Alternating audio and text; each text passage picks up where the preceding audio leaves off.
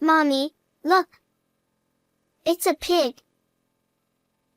My daughter pointed at my sister, the bride, and exclaimed, "Sweetie, please stop." I hurriedly intervened, lifting my daughter into my arms to prevent any further outbursts. The relatives and acquaintances gathered at the wedding venue chuckled at the innocent mischief, seemingly unfazed. "Please don't say that." But, Although my relationship with my sister had always been strained, I wanted her to start her new life on a positive note after this special day. But my conscience shattered into pieces when my daughter innocently uttered those words. Let's rewind a bit. I'm Brenda, a 33-year-old stay-at-home mom. We live in a family-friendly apartment with my husband, Robert, and our daughter, Mia. Robert and I got married 8 years ago, and 3 years later, I became pregnant and gave birth. Robert dotes on our daughter. While some fathers might focus solely on work, Robert was different. He took paternity leave, which was rare at the time, and was fully involved in caring for our daughter. From diaper changes to preparing milk and baby food and even soothing nighttime crying. He handled it all flawlessly. Even now, as our daughter has grown, he continues to be an excellent caregiver, capable of looking after her even when I'm not around. Every time I see Robert bonding with our daughter, I'm reminded of how lucky I am to have married him. One day, Robert returned home from work with a beaming smile. When I asked, "Did something good happen?" he replied, Actually, I'm getting promoted soon. And I'll finally get to participate in a project I've wanted to be part of for a while. "Wow, that's amazing. You've been working so hard lately. Congratulations." I congratulated Robert, and our daughter chimed in, Daddy, you're awesome. clapping her little hands with a smile. Robert gently patted her head and said, I can give my best because of you too. Thank you always. It was a picture-perfect marriage. However, there was one concern in our seemingly idyllic life: Robert's personality. He was kind-hearted, not just to family but to everyone. While it's undoubtedly a good trait, it sometimes borders on being a people-pleaser. On top of that, he could be easily influenced. Shortly after we got married, his accommodating nature led to a minor incident. Robert's college female friend unexpectedly showed up at our home. It turned out that Robert had been advising her, which caused the situation. Robert had said things like, "I'm here to listen anytime," or "lean on me when things get tough." True to his words, she came all the way to my house. At that moment, I was also at home, so I asked her to leave right away. But if I hadn't been there, Robert probably would have let her in. Maybe she would have pushed for a closer relationship.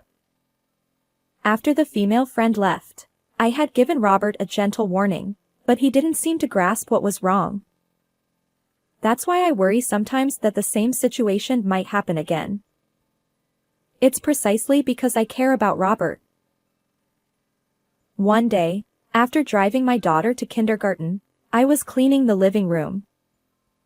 My phone, which was on the dining table, started vibrating. I turned off the vacuum cleaner and checked.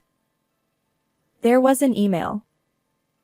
The sender was my sister, who is 2 years older than me. What? No way. I couldn't help but exclaim. After all, my sister and I hadn't communicated for several years. To receive an email from her out of the blue felt like an emergency situation. I quickly opened the email. To my surprise, it was an apology letter. My sister, who is beautiful but has always been mean since childhood, treated me poorly. She would assign me homework or household chores, take away games I bought with my allowance, and even once stole my first boyfriend in high school. That's why I've kept minimal contact with her. The last time we interacted was when I invited her to my wedding. Now, out of the blue, she writes, "Sincere apologies for everything. I'd like to apologize in person." I wondered what game she was playing. Honestly, part of me thought, why bother now? On the other hand, we're both adults, and while we may not become close, perhaps we can have a civil relationship. After much contemplation, I finally decided to reply, writing and rewriting the message several times. In the end, I agreed to meet her at my place this coming Sunday. On that day, when I saw my sister after several years, she was still as beautiful as ever. Not trying to look younger, but with a beauty befitting her age. Brenda, it's been a while. Thanks for inviting me today. Here's a little gift. She smiled and handed me a cake box. I ushered her into the living room and guided her to the sofa. Then, I went to make coffee and returned to her side. Thank you. Where's Mia and Robert? She glanced around nervously. They're at the park right now, playing. They should be back soon. As I replied, she took a sip of her coffee. Suddenly, she turned to me, looking tense, and began apologizing. I'm truly sorry for being mean all these years. I've reflected a lot. It might seem late, but I realized if I don't apologize now, I'll regret it for the rest of my life. Come on, let's leave the past behind. As I said, her expression softened. It's okay. Water under the bridge. Let's keep in touch from now on. My words seemed to put her at ease. And there, my daughter and Robert returned from the park. I'm back. Oh, it's been a while since the wedding, hasn't it? Please make yourself at home. I had explained the situation to Robert on the day my sister contacted me. As for my daughter, I had simply told her that her aunt was coming over to play. Hello. Hey, let's play house together. I'll be a mom. Despite meeting for the first time, my daughter seemed to take a liking to my sister and invited her to play. My sister readily agreed. Sure, let's play. I had worried about shyness, but it turned out there was no issue at all. Later, the four of us enjoyed a pleasant time while eating the cake my sister had brought. I couldn't help but think that we should have reconciled sooner. Time had somehow slipped past, and it was already past 3 p.m. I'm getting sleepy. She had been playing energetically until just now, so it was only natural. Let's take a nap then. Brenda, I'll put her to sleep. Robert said this, but our daughter shook her head. Today, I want mommy to pat my head, not daddy. It's unusual, but sure. Mommy will give you some head pats. Usually, Robert handled bedtime, but occasionally, she sought comfort from me like this. Perhaps she was in that mood today. Leaving Robert and my sister in the living room, I led my daughter to the bedroom. Within minutes, she was already peacefully asleep, her breathing steady. I watched her sleeping face for a few more minutes. After making sure not to wake my daughter, I quietly left the bedroom and returned to the living room. Robert and my sister were chatting while watching a rerun of a variety show. Oh, you're back. Well, Mia seems to be asleep, so I'll head home. Really? Since you're here, why not stay for dinner? Actually, I have something to do later. But let's plan another get-together sometime. With that, my sister left gracefully. It felt good to know we were building a positive relationship. About a week after my sister visited, I received a call from a local friend. We regularly kept in touch, but this time, she invited me on a trip. It was in celebration of my upcoming birthday. Of course, I wanted to go. While we'd taken family trips since Mia was born, I hadn't gone on a trip with friends. Even though Robert assured me he could handle Mia for a whole day, I hesitated to burden him, and honestly, I felt anxious about being away from my daughter. After much deliberation, I decided to put off my response temporarily. Then, I mustered the courage to consult Robert. Huh? A trip? That's great. Go ahead. I'll take care of Mia. But really? The destination is quite far. It's a 2-night, 3-day trip. Can you really take time off work? I expressed my concern, and Robert shook his head. No worries. I can take time off. Besides, I've been pestered by my boss to use my paid leave. So go ahead.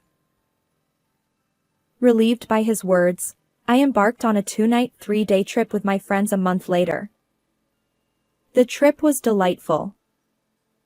It felt like I was reliving my single days, enjoying food, sightseeing, and everything. When I returned, Robert and Mia warmly welcomed me. While I was away, they dined out and explored shopping malls, seemingly having a great time. I was relieved that everything went smoothly. As I organized my suitcase from the trip, my sister called.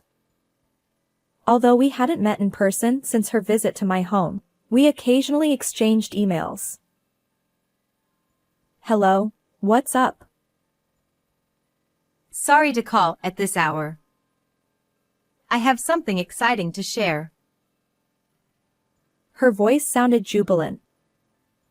It seemed like good news. Actually, I'm getting married to the person I've been dating.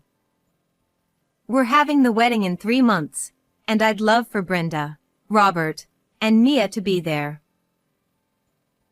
Wow. Congratulations.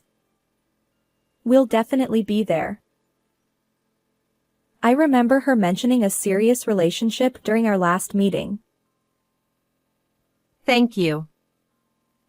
I'll let you know the exact dates later. Bye. With that, she hung up.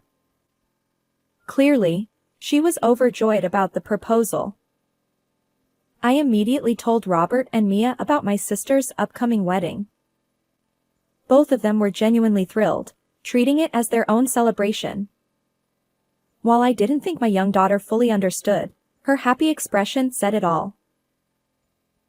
Over the next few weeks, Robert's work suddenly became hectic. He had rarely worked overtime before, but now he was doing extra hours and even working on weekends. He explained that he'd been promoted and was joining a new project, so it was unavoidable. Despite this, Robert still made sure I had time to myself. It was a kind gesture, but I worried about the burden on him, juggling work and taking care of Mia. When I expressed my concerns, Robert smiled gently and said, Being with Mia rejuvenates me. Plus, I can focus on work because you're holding down the fort. Sometimes, I want you to take a break. Was there a better husband and father out there? I truly felt fortunate to have Robert by my side. At that moment, I believed it wholeheartedly. One day, My daughter wore an unusual frown. Concerned, I asked her what was wrong, and she said, I want to play with Daddy. He never plays with me. It's true that the frequency of their playtime had decreased, but even when I was away, they should have spent time together. Understanding the situation might be challenging for my 5-year-old daughter. Well, you see, Daddy works hard for Mommy and Mia. So even if he can't play a lot, you shouldn't be selfish. Remember how you both play pretend together when I'm not around? As I explained this, my daughter made a strange face. Then, as if wanting to say something, she mumbled, ultimately saying, It's nothing. She pulled a nearby towel over her head and fell asleep. I thought the terrible twos were over, but maybe not. Since that day, neither my daughter nor I mentioned the issue of Daddy not playing with her. And then, after some time, it was finally my sister's wedding day. Our whole family attended. My daughter was excited, dressed in a beautiful dress. I hoped she'd stay quiet during the ceremony. The venue was filled with our relatives, the groom's relatives, and friends and colleagues from both sides. Everyone sat expectantly on the long chairs next to the chapel, waiting for the main event. The groom finally appeared, a handsome man working for a renowned company. Then, at last, my sister, the bride, entered. Escorted by our teary-eyed father, she took that decisive step forward. Ah, a pig. As soon as my daughter saw my sister's face, she pointed and burst into laughter. Yesterday, when Mommy was out, she came over. Daddy played piggy with her the whole time and didn't play with me. It's been like this lately. Daddy only plays with her. My blood ran cold.